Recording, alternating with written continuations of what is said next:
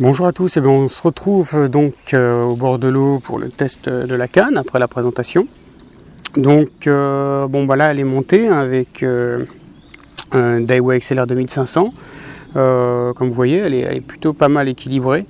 En tout cas je ressens pas trop de poids, l'arrière est assez plombé je trouve. La canne n'est pas du tout fatigante à manier. Évidemment je sens davantage de poids qu'avec ma Shimano 1.10, mais au niveau de la réactivité, je la trouve pas mal. Alors par contre, elle est donnée pour 3-10 grammes. Et là, je vous dis tout de suite, dès le premier lancer, je serais très étonné. Pour moi, ça me fait plutôt penser à une 5.15. Ouais, 5.15. Comme je vous l'ai dit, il me fallait une canne ultra compacte que je puisse glisser sur le bord de mon sac à dos, puisque je vais être en itinérant et entre les étapes, donc j'essaierai de pêcher au bord de l'eau, mais je serai quand même assez chargé et donc pas question de m'encombrer avec une canne même qui ferait 80-90 cm une fois pliée quoi. Donc pour ça je suis super content, hein. Elle est vraiment très compacte et au niveau du grammage, c'est sûr c'est pas une 3-10 grammes comme indiqué. La contrepartie favorable pour moi, c'est qu'elle fait quand même vachement costaud, quoi. Et donc, ici, quand on est en rando, évidemment, on n'est pas dans un environnement super clean.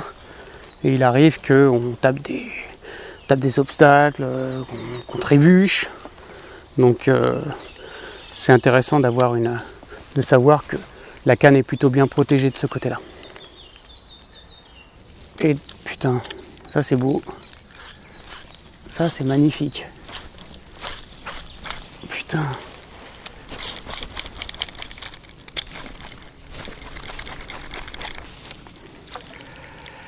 Un lancer comme j'ai le secret. En fait, c'était complètement voulu. C'était un test de résistance de la canne. Donc il est réussi. On se rattrape comme on peut. Ouf. Je suis monté en 20 centièmes et heureusement, parce que je pense que si j'avais été monté en 16 centièmes, comme j'envisageais de le faire au début, eh ben mon leurre serait resté dans l'arbre. Bon, on va se tâcher d'être un petit peu plus adroit pour les prochains lancers. Mais comme je vous l'ai déjà dit maintes fois, et vous le savez si vous suivez mes vidéos, je suis loin d'être le pêcheur le plus adroit au monde, donc ça risque de se reproduire. Bon, cela dit, on va essayer d'éviter l'arbre quand même. Voilà.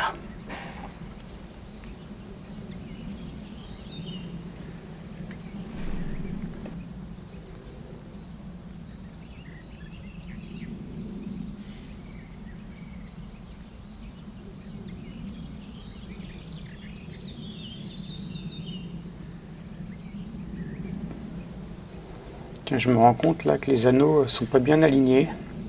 Alors, il y a effectivement 4 brins à faire correspondre, c'est pas forcément toujours évident. Donc ce que je vais faire en fait pour pallier ça, c'est que je vais mettre des marques en fait sur chaque brin. Voilà, je les mettrai l'un en face de l'autre histoire de pouvoir les faire correspondre facilement et me mettre sûr que l'alignement sera parfait, quoi. Bon, alors comme à chaque fois qu'on découvre une nouvelle canne, il faut s'habituer un petit peu à son maniement, et typiquement là elle est un peu plus rigide que ma canne habituelle et du coup je me rends compte que j'ai tendance à tirer un peu trop sur la gauche par rapport au point que je vise. Alors ça va se remettre tout seul, hein. J'ai pas besoin de réfléchir à ça, mais c'est vrai que il faut que pour que je compense un petit peu pour l'instant. Donc ça c'est tout à fait classique. Donc c'est pour ça qu'il faut faire attention dans les premiers lancers, et d'autant plus si on change fréquemment de leurre, parce que il faut reparamétrer en fait son geste.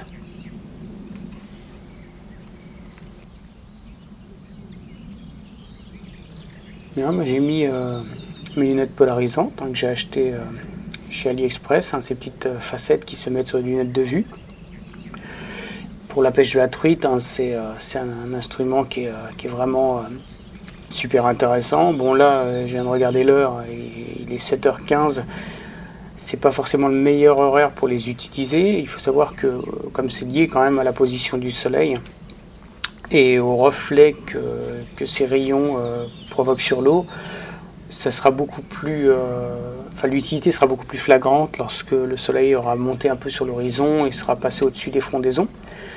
Là, comme on le voit, on voit bien que l'onde est transparente et les lunettes n'apporteraient pas grand-chose. En revanche, quand le soleil va commencer à monter, là, ça va devenir vraiment, vraiment intéressant. Alors par contre, il faut savoir que l'utilité dépend de la position du soleil et la position que l'on a, nous, par rapport au soleil. Alors typiquement, vous allez voir que si vous parcourez l'eau de droite vers la gauche en bougeant la tête, vous allez voir, si vous avez les lunettes sur le nez, qu'il y a des moments où vous allez voir très transparent. Et puis si vous vous déplacez de 15-20 degrés d'un côté ou de l'autre, vous ne verrez plus aucune transparence. Donc c'est vraiment quelque chose dont il faut tenir compte. Les facettes sont vraiment super intéressantes parce que si jamais, par exemple, je me rends compte qu'au moment où je les porte, j'ai pas un gain intéressant au niveau de l'absorption des reflets, et ben j'ai juste hop, à les enlever. Voilà, je soulève. Et puis, dès que j'en ai besoin, j'ai juste à les rabattre.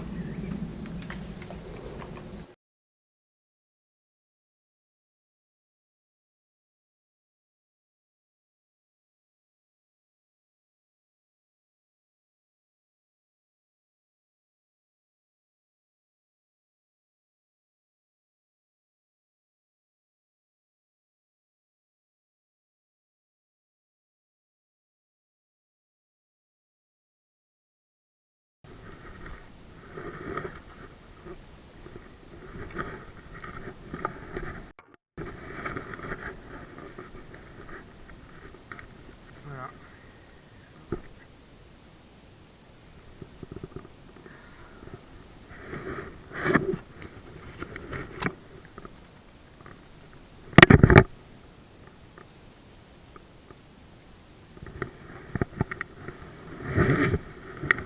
Bah, toujours pareil, hein, à la sortie de la vidéo.